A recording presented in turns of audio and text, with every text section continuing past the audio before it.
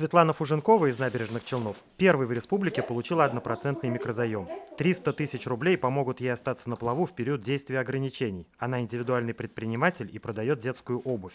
Полученные средства планируют направить на расширение ассортимента. Мы стараемся держаться, выживать. И вот есть сейчас финансовая поддержка от государства. Вот мы об этой поддержке узнали и решили воспользоваться. Посмотрели, что нам подходит, выбрали финансовую. Собрали документы необходимые, это буквально у нас заняло 1 день. Документы предприниматель направила в Министерство экономики онлайн и уже через 3 дня получила одобрение. Микрозаем под 1% годовых выдается при условии сохранения 90% работников по состоянию на 1 октября 2021 года. Кроме того, здесь предусмотрена отсрочка основного платежа сроком до 6 месяцев.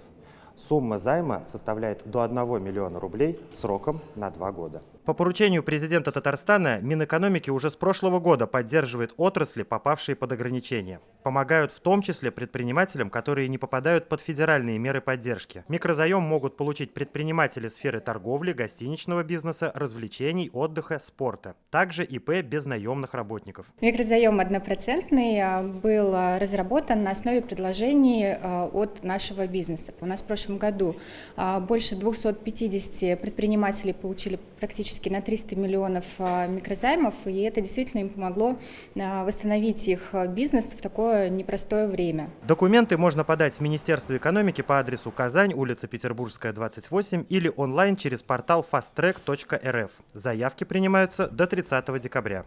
Тагир Валиди, Рамзиль Гарипов и Ленар Султанов, ТНВ, Казань. Закажи рекламу на ТНВ. Телефон в Казани 5 705 100.